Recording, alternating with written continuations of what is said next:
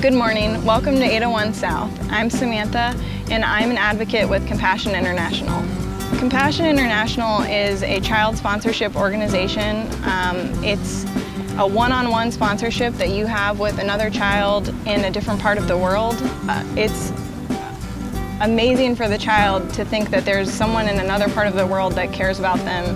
When you sponsor a child, that money goes to let this child attend a project in their community that is run by Compassion, and they will receive anything that they might need. And it also teaches them about Jesus, which is so important. It's a big part of Compassion.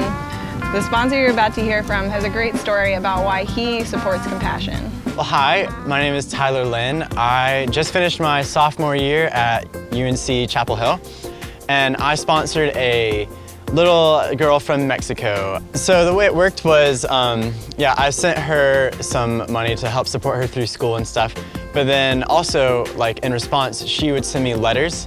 And so I thought that was one of the coolest parts of it, was just giving a global connection to people who otherwise wouldn't have that.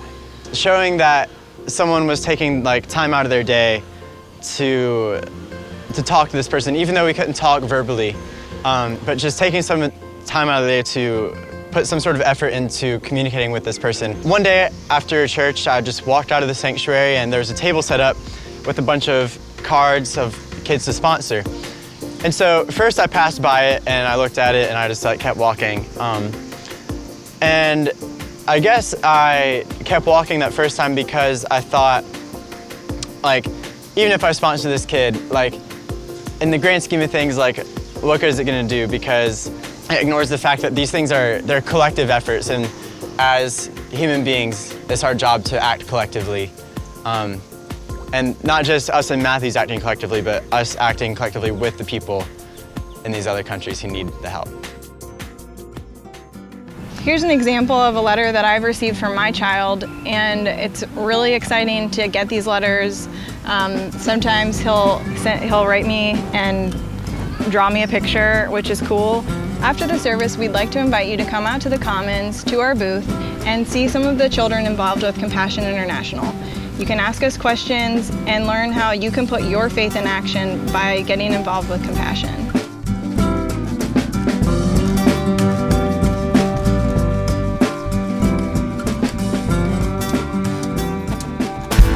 Good morning, church. Why don't you stand?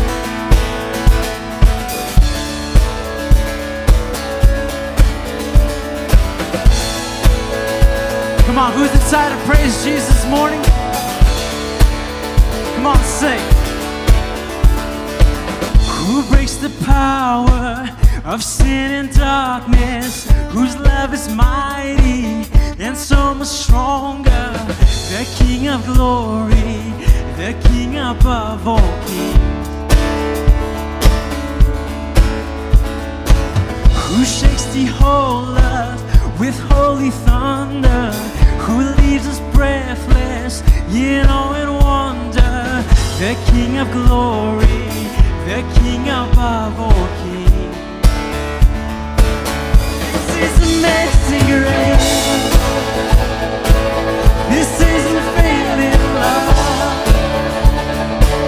that you would take my place, that you would bear my cross, you would lay down your life, that I would be set free.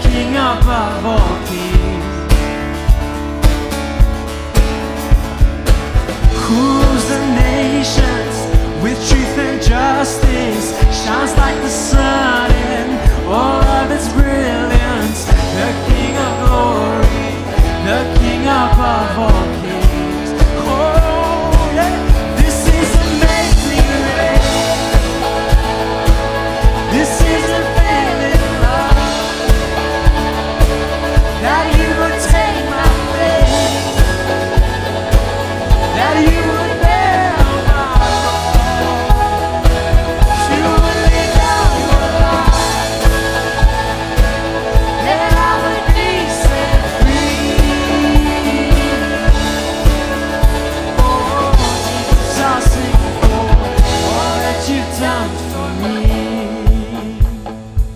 All that you've done for me. All that you've done for me. Jesus is good, amen. Let's give him praise, let's give him worthiness this morning. Worthy is the Lamb who was slain. Worthy is the King who conquered the grave. Worthy is the Lamb who was slain. Worthy is the King who conquered the grave. Worthy is the Lamb who was slain. Worthy is the King who conquered the grave. Worthy is the Lamb who was slain. Worthy, worthy, worthy. Oh, this is amazing grace. This is a failure life. Yeah, you would take my place.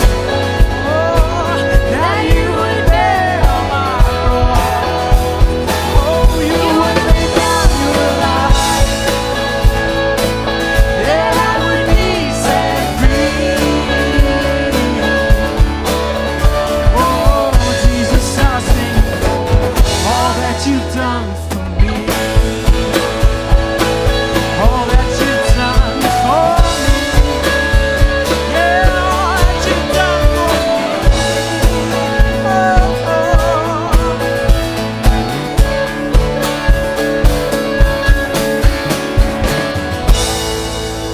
Give him praise. Who's excited to praise Jesus this morning?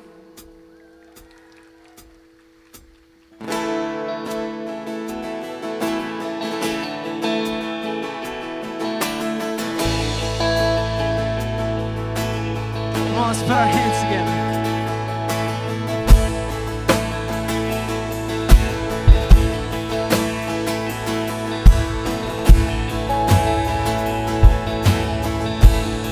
Sing blessing, blessing, honor, strength, and power. Yours alone now and forever. Love this world can never stop. There is no one like our God, reaching down to touch the broken. Mercy breaking through this moment. Faithful is the one who saves. Worthy is your name. Oh God, the glory is yours. The kingdom is coming, the battle is over. Jesus, in your name we rise. The glory is yours. The glory is yours.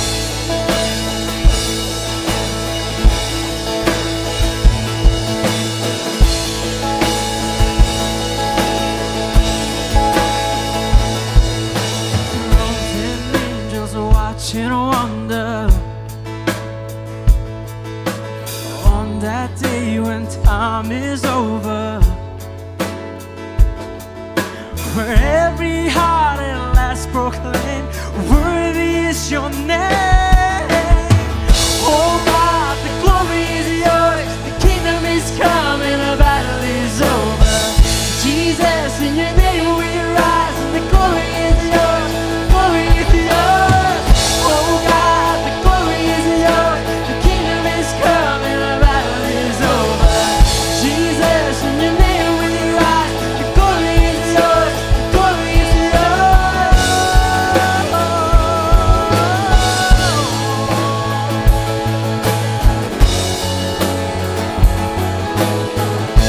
Come on, with all our voice, let's sing. Nobody beside you, there has never been anyone, anything like you. Nobody beside you, there has never been anyone, anything like you. Nobody beside you, there has never been anyone, anything like you. Nobody beside you, there has never been anyone, anything like you. Nobody beside you, there has never been anyone, anything like you. Nobody beside you, there has never been anyone, anything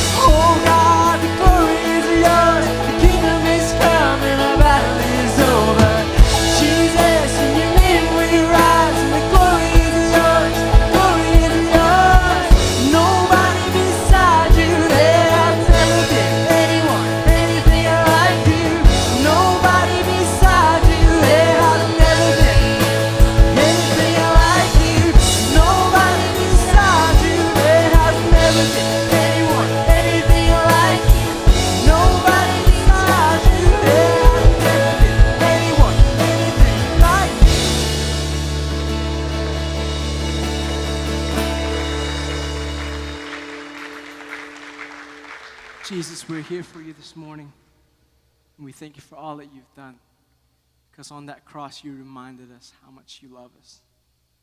Let's continue to sing this morning in awe and in wonder of our God.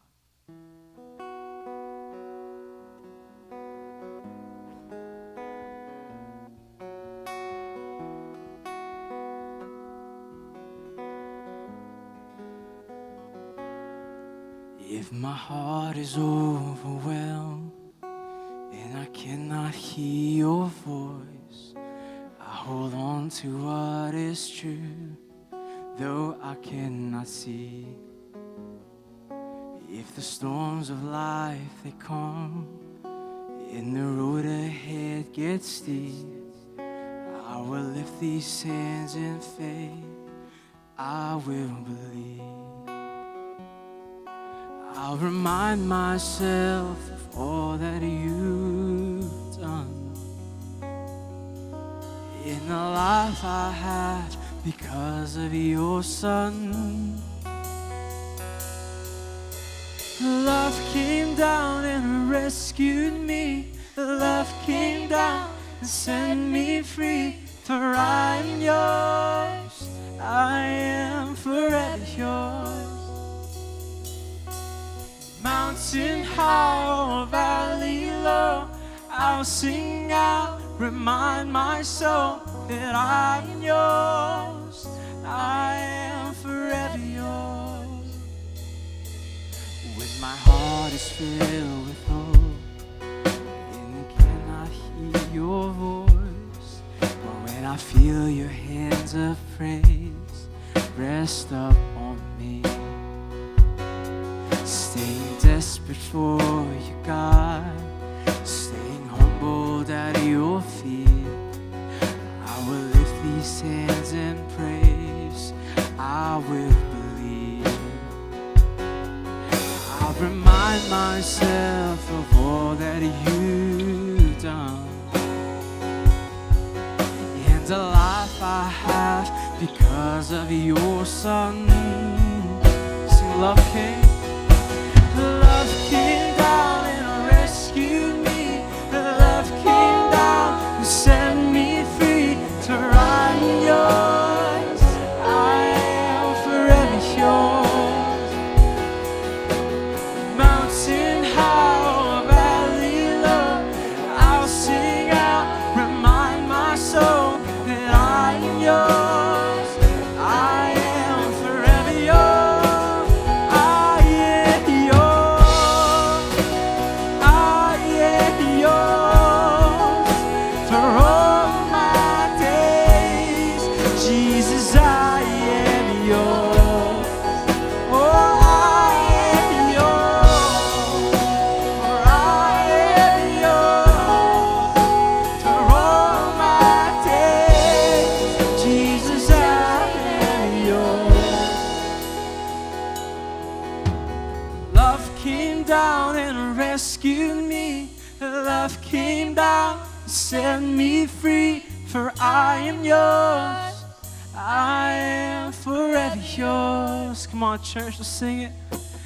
Mountain high or valley low, I'll sing out, remind my soul that I am yours, I am forever yours.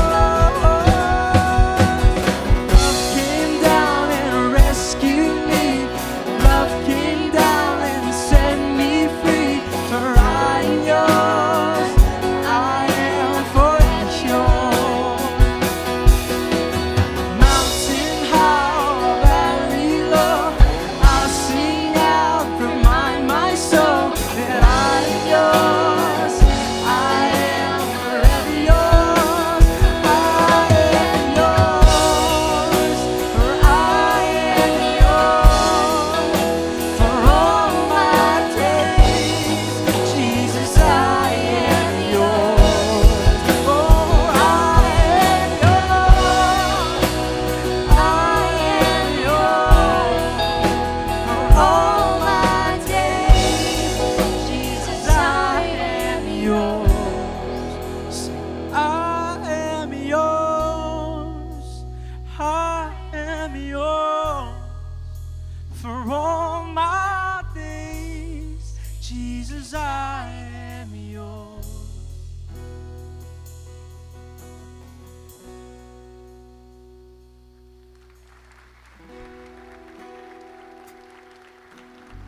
Amen to that.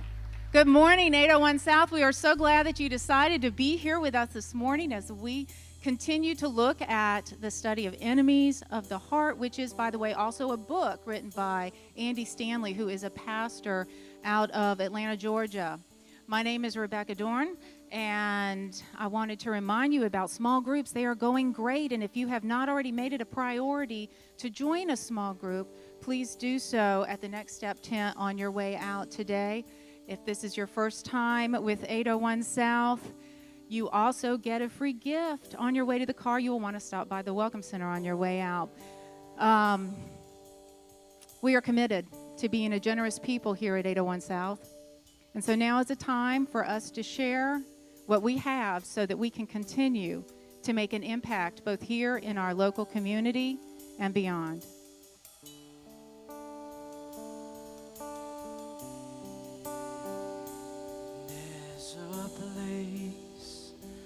Mercy reigns, never dies.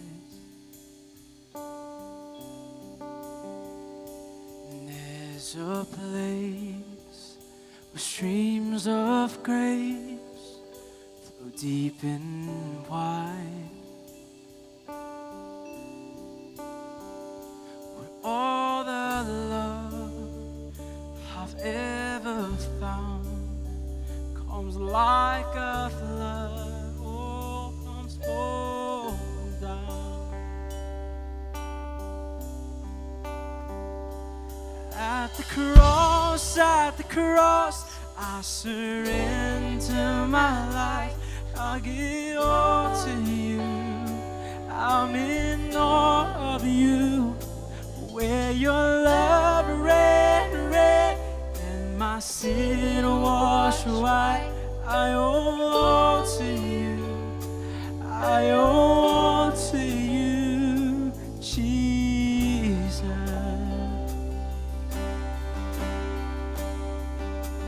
There's a place where sin and shame powerless.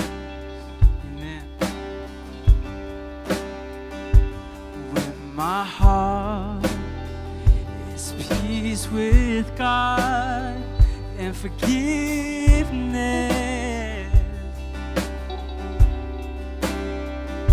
where all the love I've ever found comes like a flood, comes flowing down. Come on, sing at the cross. At the cross, I surrender my life. I'm in awe of you. I'm in awe of you.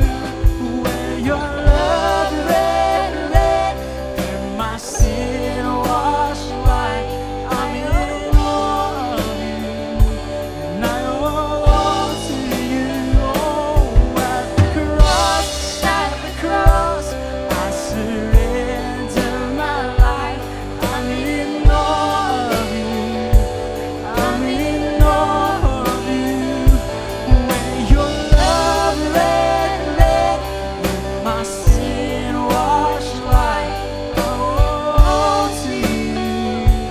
I owe all to you. Oh, here my hope is found. Here on holy ground. Here I bow down. Here I bow down. Here arms open wide. Here you save my life. Here I bow down. Here I bow down. At the cross, I surrender my life. I'm in awe of you. I'm in awe of you. Where your love red, and my sin washed white. I owe all to you. I owe all to you.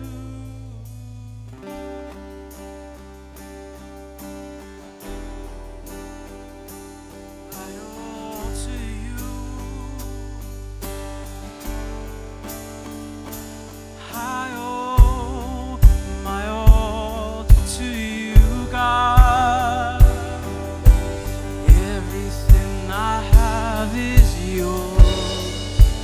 Here my hope, here my hope is found. Here on holy ground, here I bow down. Here I bow. Here, arms open wide. Here, you saved my life. Here I bow down. Here I bow. Here my hope is found. Here on holy ground. Here I bow down. Here I bow.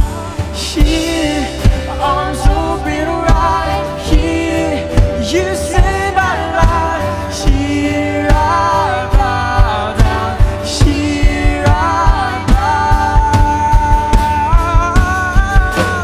At the cross, I surrender my life. I'm in awe of you.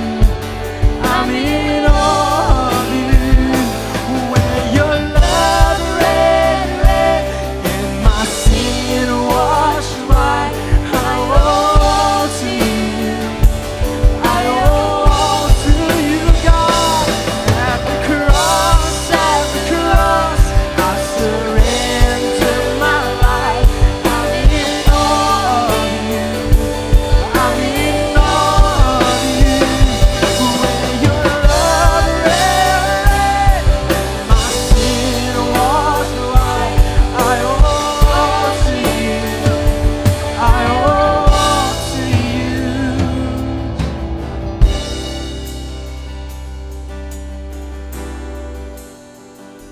I owe to you. I owe to you, Jesus. Amen. May be seated.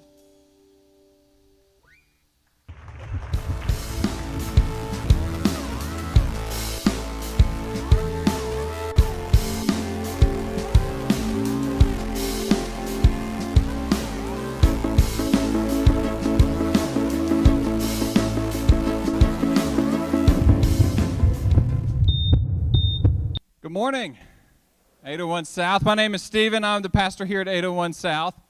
And we are continuing, as Rebecca mentioned, in our series of Enemies of the Heart. And finishing that up here this morning. And sometimes we think throughout the week, are we making a difference at all with this experience this morning?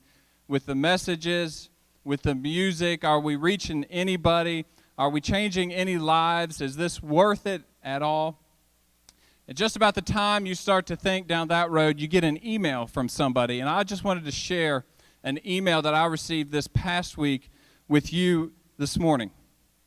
So this is what it reads from somebody who was in attendance last week. They said, Pastor Stephen, yesterday my two children were fighting over rather to play the Xbox or the PlayStation.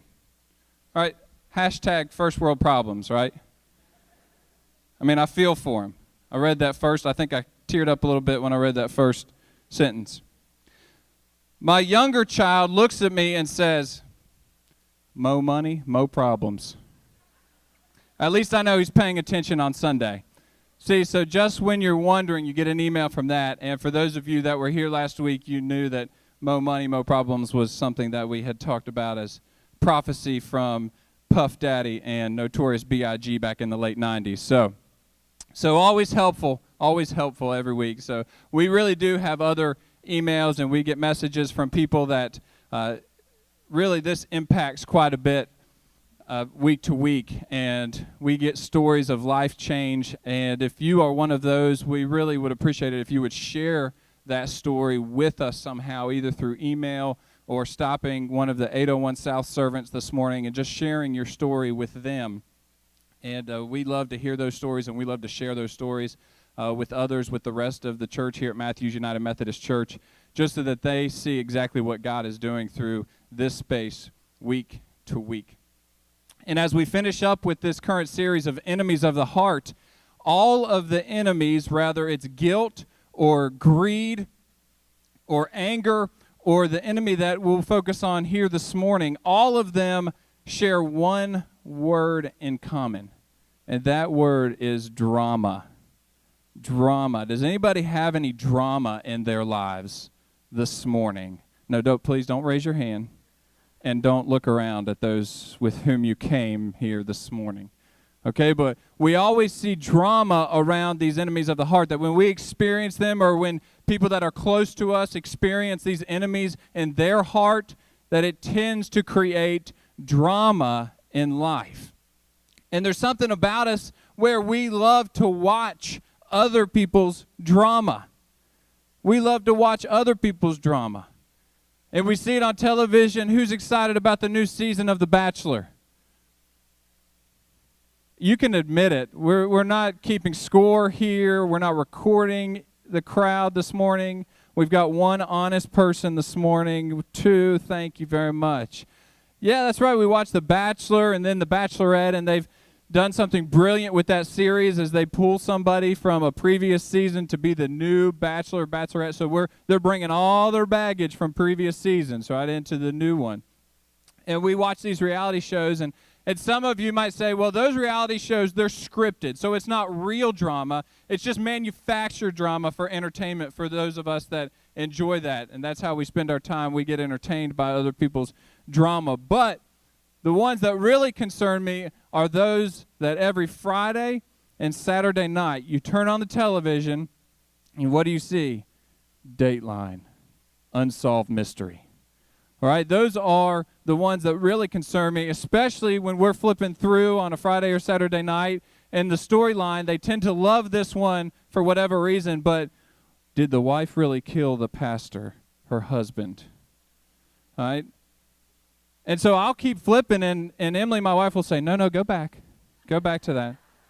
You know, I'm a little bit concerned. She won't let me talk to it. I don't know if she's trying to look for tips or what's going on there, but when we see those shows every single Friday and Saturday night, obviously people are watching them, and that's the real life drama. And the enemies of the heart that we've been talking about, we see play out in real life when we watch those documentaries and those magazine television shows about the stories of unsolved mysteries where people end up killing one another because of anger, because of greed, because of guilt, or because of jealousy. Jealousy tends to make the best drama in our lives.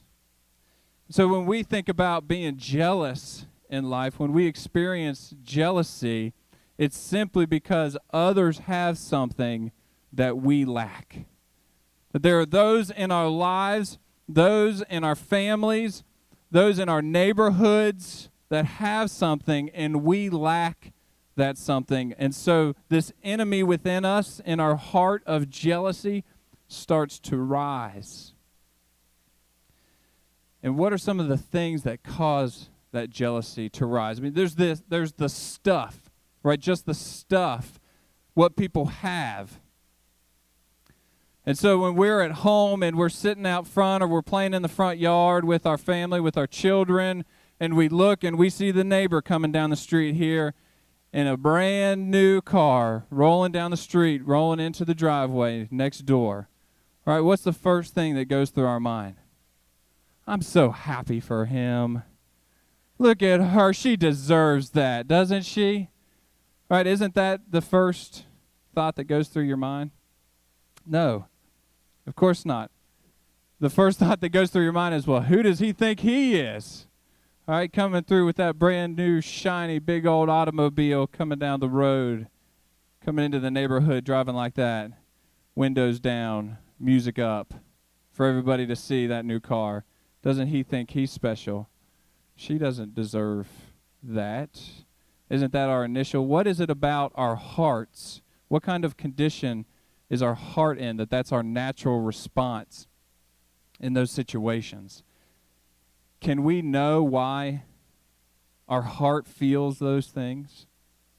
Why our heart experiences jealousy and greed and guilt and anger? Is it something that we should be aware of? What if there was a way that we could know why we feel that way? And even better, if there was a way that we could address it, that we could be aware of the reason why we feel that way. Do you think anybody would be interested in knowing why and even what to do about it? Or maybe it's not our stuff. Maybe you're not jealous of the stuff that other people have that you lack. Sometimes it's just attention. Did anybody here grow up in a family with a golden child? Right? Nothing that you did or said was good enough, but you had a sibling, you had a brother, you had a sister who the rest of the family doted over, right? It didn't matter what they did. Sometimes they could just sit there and drool all over themselves, and it was the cutest thing that the rest of the family had ever seen. Right? Anybody grow up with one of these golden children in their family? Right? Maybe it was an immediate family. Maybe you had a cousin that the grandparents doted over and they could do no wrong, and it didn't matter. And so they got a lot of attention, and when they got attention and you didn't get that attention, you felt jealous. Because it would be nice for you to get a little bit of that attention, especially from your immediate family. So sometimes it's just the attention of others that we lack that causes that jealousy to rise up within us as a feeling from our heart. It causes our heart to hurt. Or maybe it's not attention for you. Maybe in your life it's just happiness. And maybe you look around and you don't feel happy, and it seems to you that everybody else is so happy all the time. And the worst place to find happiness in the lives of others is in social media, of course, because we're on Facebook or Instagram or Twitter, and we're seeing everybody's best foot forward. So everybody is deciding exactly what pictures you see. Everybody's deciding exactly what you hear as they narrate their lives through social media. And you don't have those feelings for yourself. You're not experiencing happiness in your relationships. You're not experiencing happiness in your life, but you look at all of these other people and what they're putting out in social media through their lives, and they just look so happy all the time. Everybody's smiling. Everybody's well-dressed. Everybody's having a good time.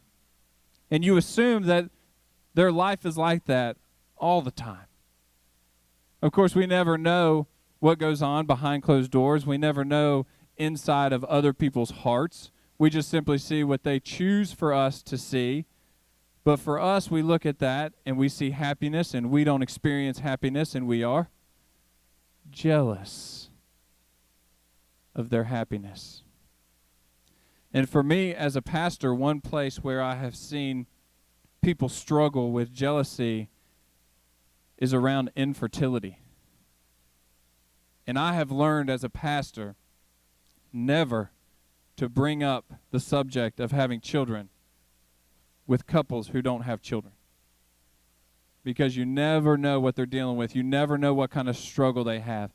And I have had some of my best friends who have struggled. They have had a deep desire within their heart to have children. And for whatever reason, they're trying to figure it out, but they cannot seem to reproduce as a couple. And they look around and they see all these other people having babies. They see all these other people in their families, and they look around and people at their stage of life in their 20s are getting pregnant, and they're having to go and they're having to celebrate this new life with other people. And they're having to throw showers in celebration of other people who are celebrating this new life.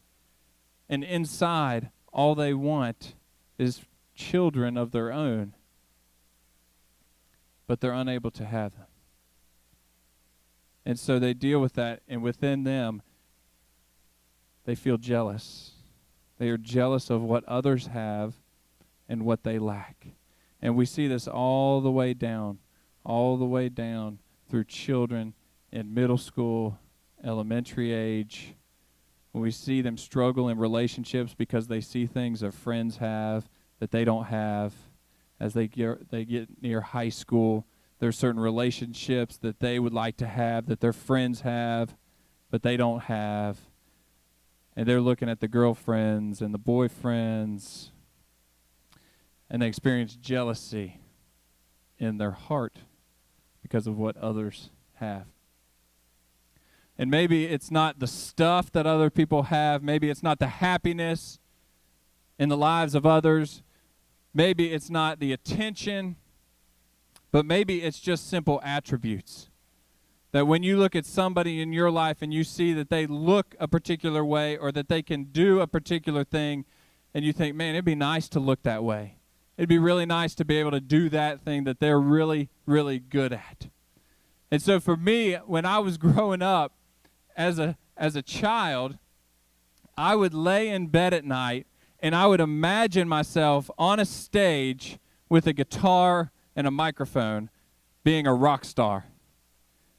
Anybody else spend nights falling asleep imagining you doing something that you couldn't do because you thought it would be so cool?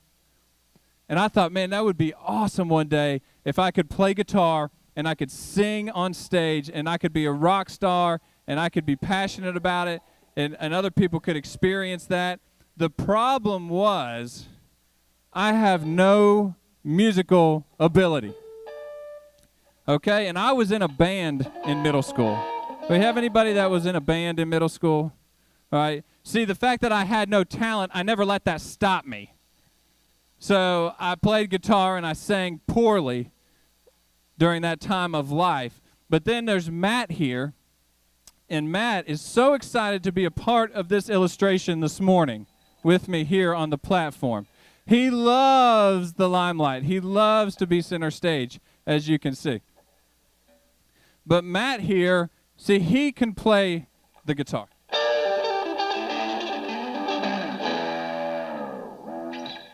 Whammy bar and all. See, there you go. Thank you, see. See, Matt. Yeah, there you go. Smash it. Smash it. Yeah. See, Matt can play the guitar. He has musical talent. He has that ability that he continues to develop and he continues to share with us here in this place. And so when I look at Matt, and he is a rock star, clearly, and I want to be a rock star, when I see Matt, what do I think? I hate you. Right? Because I want to be a rock star, and he's a rock star. But the problem is I have no musical talent or ability, and he does. And so therefore, I hate him. Right? That's what jealousy does. Is that wrong? Is that bad? Is there anything that we can do about that? Is that just a part of life? Is that a part of our fate? That we're going to spend life being jealous of other people because they have something that we don't have, or they experience something that we don't experience, or they look a certain way, and man, we wish we could look like that? Is that how we're going to spend our lives? Because if all of these enemies of the heart are an imbalance, if all of them have to do with a debt-to-debtor relationship, if anger is you owe me because you took something, you stole something from me, and I'm going to get paid back. That's the imbalance. For guilt, I owe you because I took something from you, I stole something from you, and so I owe you, and that's why I feel guilty. That's part of the imbalance, the relational debt around guilt. Or for greed, it's that I owe me, that everything that comes my way is for my use and for my consumption, and I earned it, and so I owe me. For jealousy, whose fault is it that Matt has a gift for music and I don't? Whose fault is that? Because I could practice all my life 24/7 and I would never be able to play the guitar like Matt does. But he comes up here and he picks it up and he listens to something and he starts playing right away. So he has a gift, and that's why it's called a gift. Whose fault is that? It's God's fault. God owes me. That if I'm jealous, it's God owes me.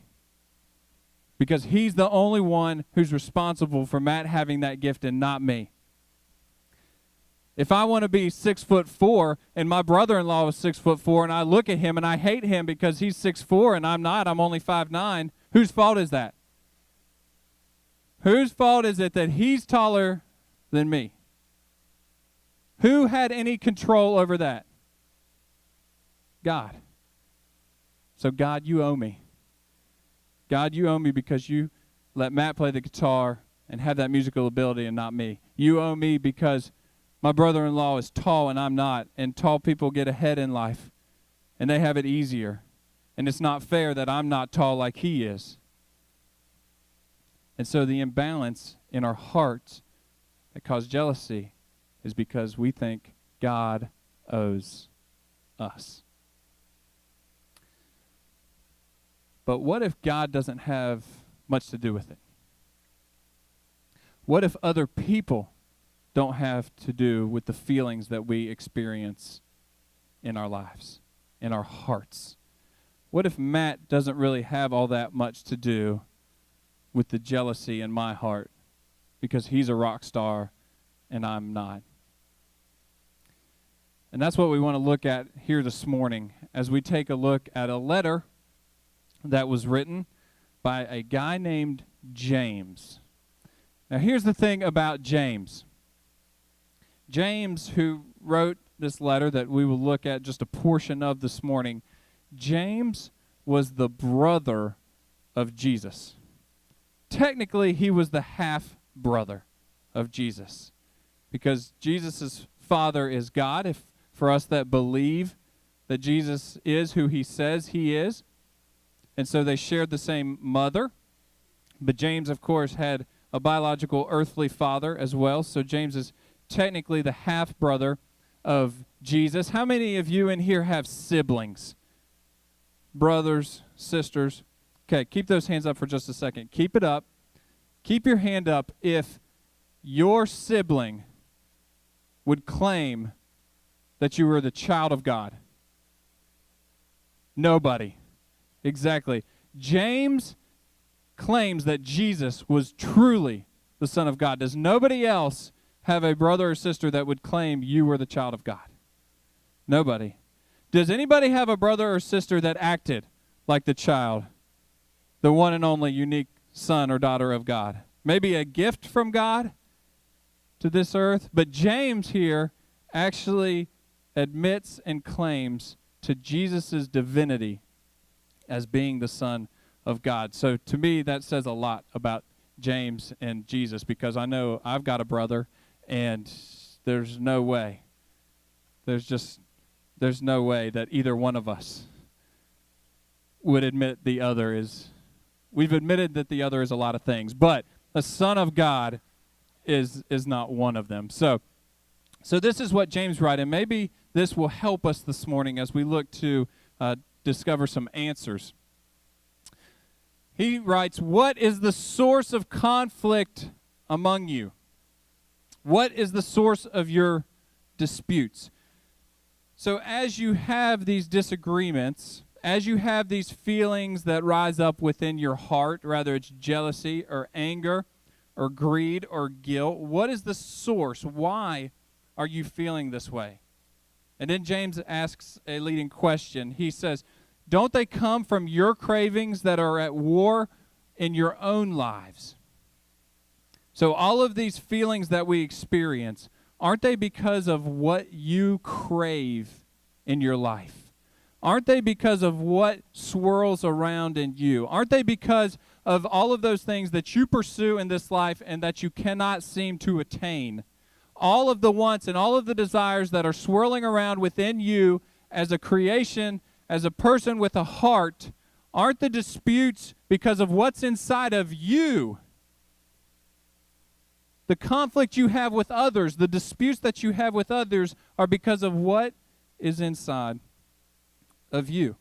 And James continues, he says, you long for something you don't have, so you commit murder. Now this works well for those Dateline and those 2020 specials that James here 2,000 years ago had the answer as to why those happen.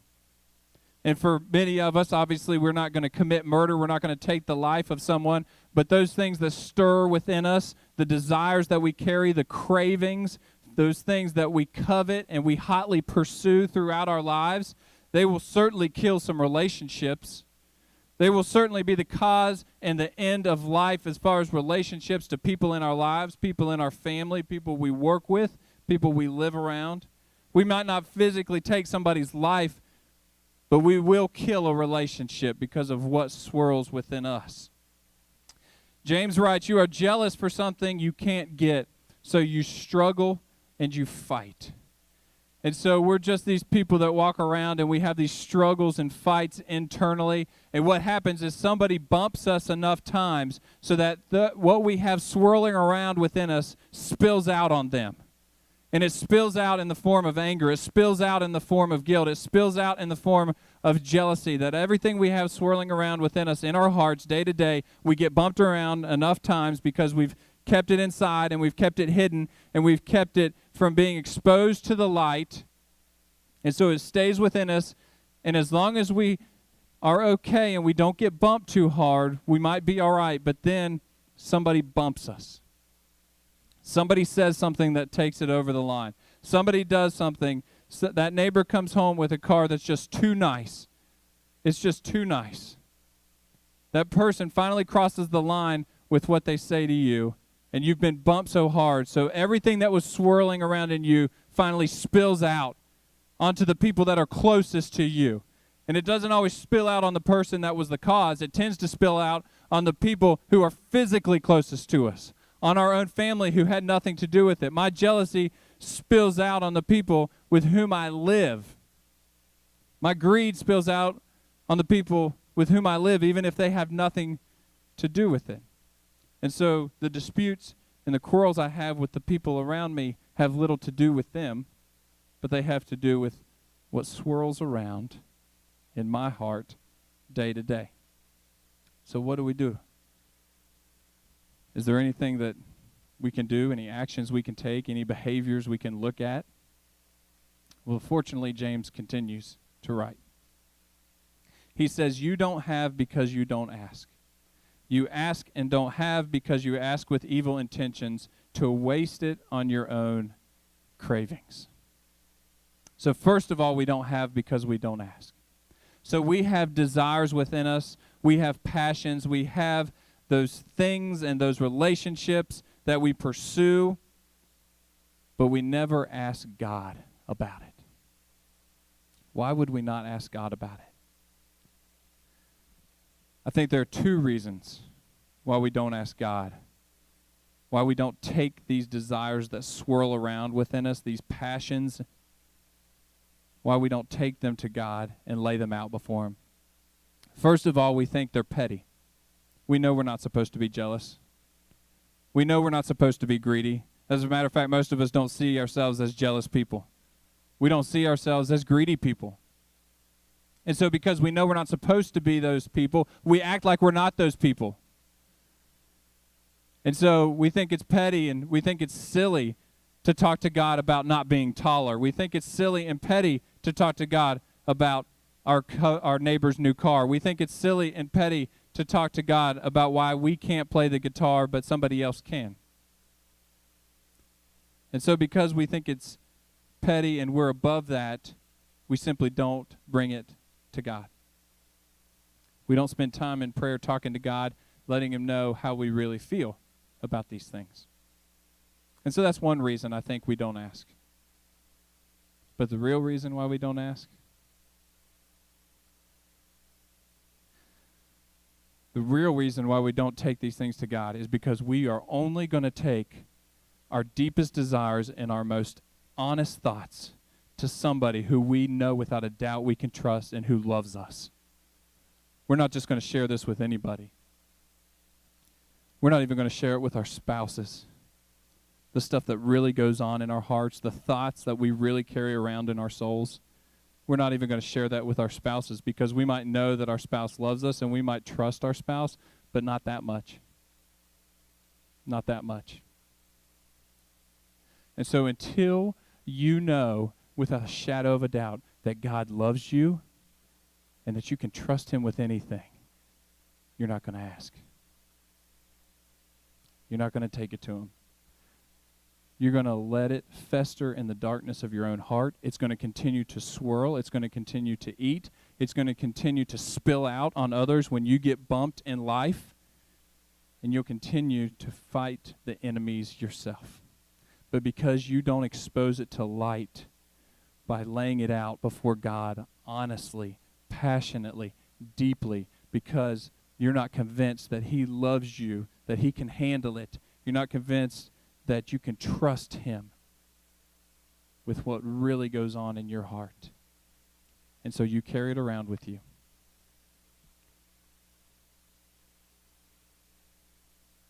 If nobody else tells you this, it's an honor to be the one.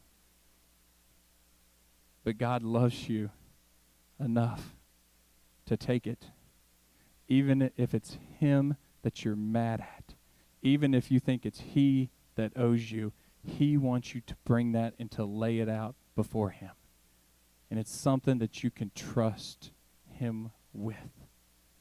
That your deepest, darkest desires, passions, cravings, hurts, that he wants you to lay it all out before him. And he's the only one. He's the only one that's going to be able to start the process of healing in your life. And until you lay it out before him and you're honest and you have that relationship with God through Jesus Christ, his son, you're going to continue to carry it with you always. And it's always going to be somebody else's fault. It's always going to have to do with somebody else rather than you. And so we encourage you to make that decision, if you have not done so already, to make that decision to start following Jesus with your life, to trust him with everything that you are, to believe in him and who he says he is and what he has done for you. And then that's the greatest decision you could ever make and the most life-changing decision you could ever make. And if you do make that decision here this morning, please let us know. Please let us know, because we have something for you and to help you with that, and we want to pray with you.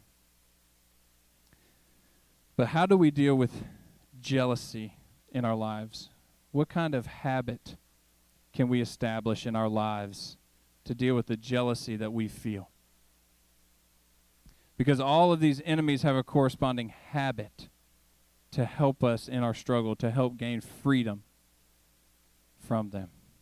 And so for jealousy, James fortunately gives us the habit earlier in his letter. And so at the beginning of James, at the very beginning of his letter, he gives us a truth that I want to look at that will help us to know what habit we live into. And it's the habit of celebration. So when we start to experience those feelings of jealousy, we counter those feelings with a habit of celebration. Because all good things come from God. Every good gift, every perfect gift comes from above. That the gift comes down from the Father, the creator of the heavenly lights, in whose character there is no change at all. And so when there are people in our lives that receive something good, we celebrate with them. And so when our neighbor comes home with a new boat, what do?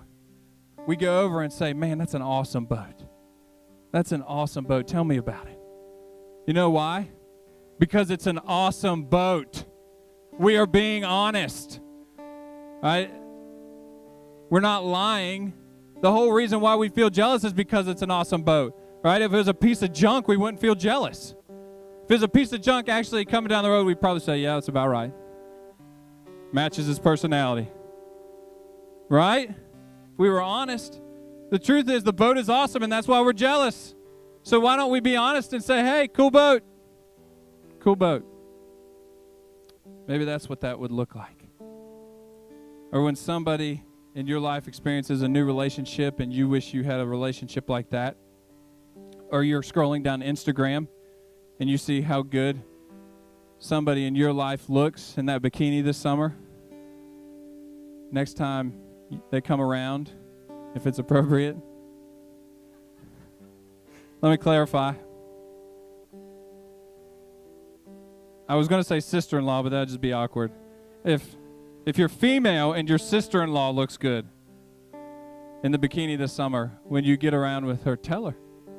Say, hey, I saw that picture, and wow, have you been working out?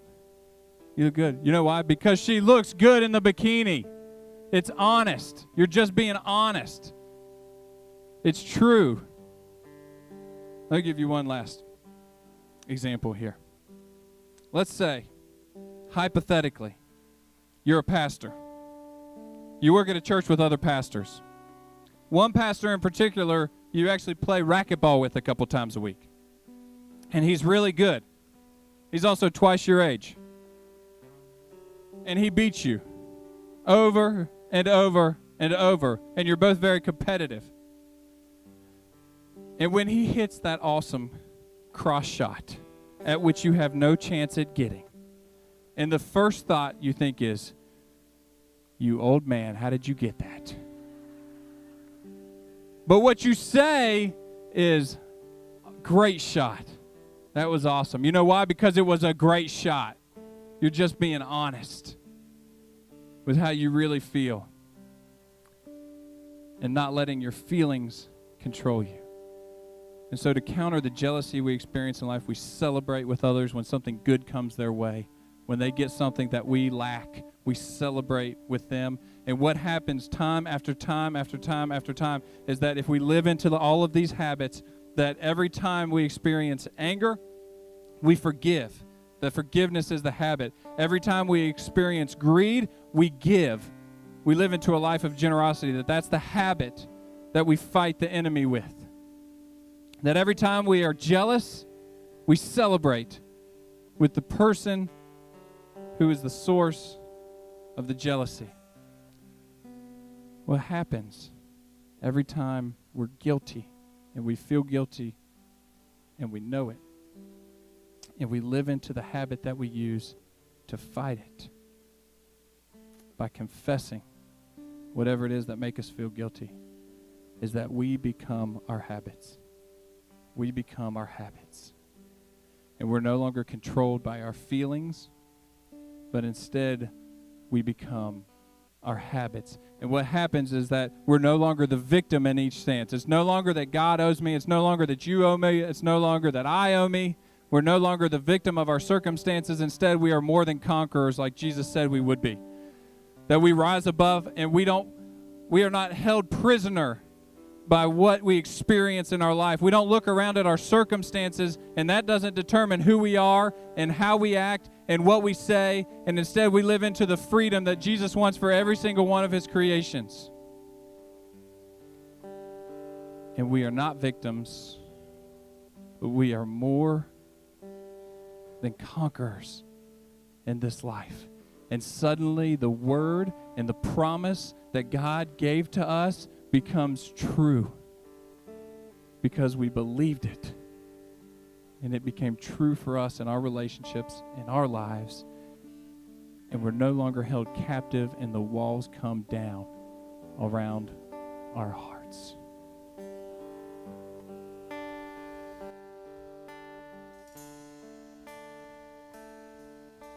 Here I'm by my knees, here on holy ground. Here I bow down, here I bow. Here, arms open wide. Here, you save my life. Here I bow down, here you're my hope. Here, my hope is found. Here, on holy ground. Here I bow down, here I bow. Here, arms open wide. Here, you save my life. Here I bow down, here I bow. At the cross, I surrender my life. I'm in awe of you. I'm in awe of you. Where your love red, and my sin washed white. I owe all to you. I owe all to you. Who owes who? Who owes who? Does God owe us, or do we owe God everything? Who wants to live into the freedom? Will you stand if you want to live into this freedom this morning? Stand up this morning and join and sing along with us here. Here's what we want to do. We want to live into the freedom that comes from combating all of these enemies of our hearts. And this morning we have a gift for you because sometimes we just have to be reminded. For those of us that have known this for a long time, sometimes we forget because of our circumstances, and we just have to be reminded of God's truth.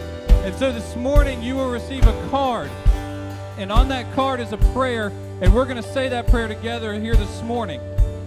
And it has every enemy of the heart that we experience, that we've talked about in this series, and the corresponding habit that we live into to gain freedom from those enemies. And so we want you to take these cards as a reminder of who God is and His promises for you, and put it in a prominent place. If that's in the dash of your car or on the mirror in your bathroom, wherever it is for you, that you can look at it. And when you feel these things, and when you stop believing in the truth, and it overcomes you because of your circumstances, this can be your reminder to say, absolutely not. I've experienced your freedom, God. I've experienced it, and I know the truth. And so as you get these cards here this morning, we're going to say this prayer together. This will be our prayer this morning.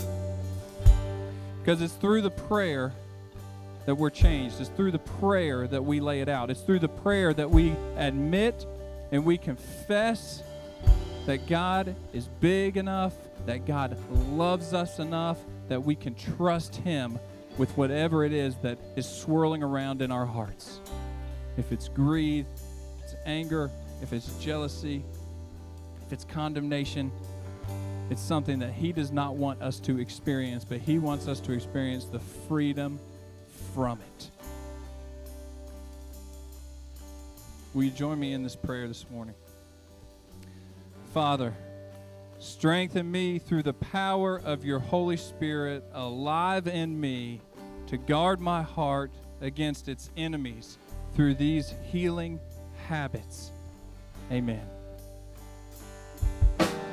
Sing at the cross, at the cross, at the cross, I surrender my life. I'm in all of you. I'm in all. Come on, sing it out. When your love red, red, when my sin washed white, I owe all to you. I owe all to you, God. At the cross, I surrender my life. I'm in all of you. I'm in all of you. When your love red, red, my sin washed white, I owe all to you. I owe all to you, Jesus. Oh, I owe to you. I owe to you. Thank you again for joining us this morning. If it's your first time with us, don't forget to go by the welcome tent and get your gift on your way to your car. And if you haven't signed up for a small group yet, stop by the Next Step tent. If you made a commitment in your heart today, stop by the Next Step tent and sign up for a small group to help you live out that commitment. Folks, have a great week, and we'll see you next week.